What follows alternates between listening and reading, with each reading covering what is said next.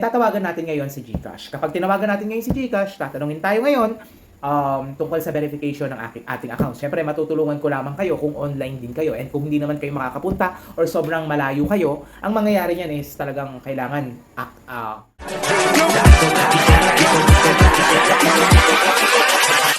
Hold up.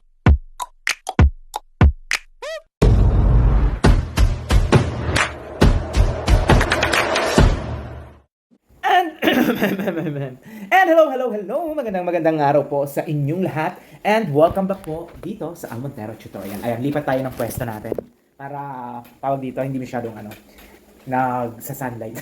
Yan. Ulit. Okay, so yung topic natin ngayon is all about the GCash. So ang daming nagtatanong sa akin, siguro ang mga nasosolusyonan ko na ay mga 6 or 7 tao na yung natutulungan natin. Wala po itong bayad free lamang ito. Yung iba may mga nagpapadala ng Jollibee, pizza, pero hindi naman kailangan yun. Hindi, joke lang. Okay, so yung topic natin ngayon is all about the GCash. Ayan. So, di ba sa GCash, pwede kang gumawa ng account hanggang 3. So, ang nangyayari kasi sa iba is, may GCash ka, tapos, yung GCash mo or yung old number mo either nawala, either na-expired or hindi na-register. Kaya ang nangyayari, minsan hindi nakakapasok yung mga OTP, minsan, tapos ang masama pa nito, minsan napapasukan pa siya ng funds. Tapos hindi natin alam, nagkakamali tayo dun sa old GCash number natin siya nasisend. So, ang tanong sa atin, Sir, paano po kaya yon? Meron akong GCash, old GCash account, then meron na po akong bago ngayon. Na-hold po kasi yung GCash ko, nawala po kasi yung cellphone ko, hindi na po kasi ako nakakatanggap ng OTP. Meron pong laman yung dati kong GCash and gusto ko pong i-transfer sa bagong GCash. Ayan. So, madali lamang yan. Pag nag-search ka kay AI, pag nag-search ka sa online, kay Google, ang lalabas dyan, punta ka kay GCash Help Center, tapos Transfer Fund, tapos hanapin mo si ChatGG.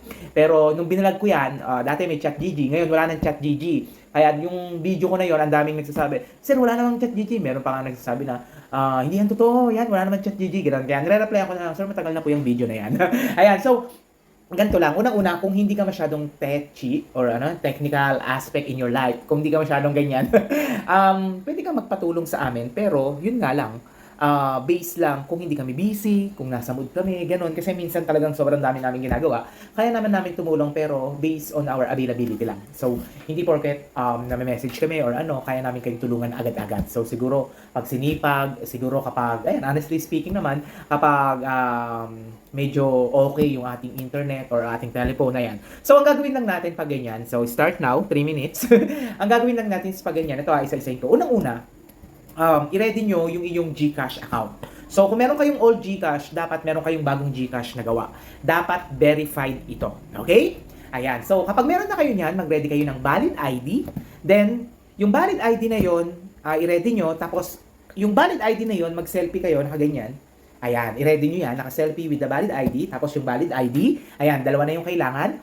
Next natin ay yung old number, old GCash number, and yung new GCash number. Yung old GCash number, itatanong yan, tapos kung saan isa-send yung pera na natitira. Okay? Then after nyan, i-ready nyo din yung email address. Okay? Then tatawagan natin ngayon si GCash. Kapag tinawagan natin ngayon si GCash, tatanungin tayo ngayon tungkol sa verification ng ating account. Siyempre, matutulungan ko lamang kayo kung online din kayo. And kung hindi naman kayo makakapunta or sobrang malayo kayo, ang mangyayari niyan is talagang kailangan habang kausap ko si GCash ay kausap ko kayo. So, ang mangyayari niyan, hihingi siya ng old GCash number nyo, yung pangalan, i-ready nyo yung birthday, kung saan pinanganak, anong gitna ng middle initial, and ano yung email address. Then after nyan, kapag natanong na lahat yan, mag-i-email sila sa'yo na isend mo yung ID mo tsaka yung ID with selfie. After nyan, mag-aantay ka ngayon ng 48 hours para mag-reflect yung funds dun sa bago mong GCash.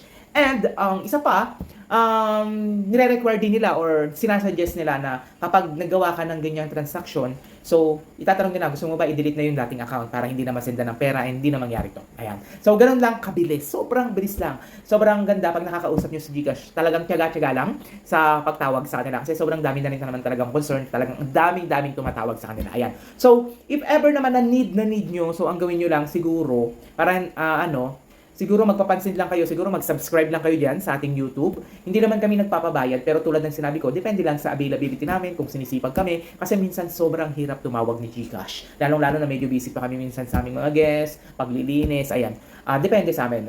Pero if ever na mag-subscribe kayo, mapapansin ko kayo, syempre mahihiya na kami yan, uunahin namin kayo, okay? So hindi ko sinasabing mag-subscribe kayo dyan sa YouTube, Ang sinasabi ko lang is, kung kailangan nyo, syempre, magbibigay kami ng extra effort and extra time. Okay, ayan. So, sana kahit paano ay may matutunan kayo. Yung telephone number ng GCash, kung meron naman kayong time na kausapin sila, search nyo lang po yan sa Google, okay? Ayan. So, pahabol lamang ito kung nais nyo magpa-trade ng inyong mga GCash, GCredit, More Time, Kwarta, Atome, Revi, Mukasa, at marami pang iba. Message nyo lamang po ako, www.facebook.com/almontero, and dito sa YouTube, comment lamang po kayo. Tandaan nyo po yung aming Facebook, meron po siyang blue badge. Kung walang blue badge, hindi po kami yan. Huwag makikipag-usap, huwag makikipag-transact. Huwag din maniniwala sa mga gumagawa ng group, tapos kunyari magpapalagit check, hindi po kami yan, okay? Hanggang dito na lang once again, I'm Almontero dito sa Almontero Tutorial. Hanggang dito na lang!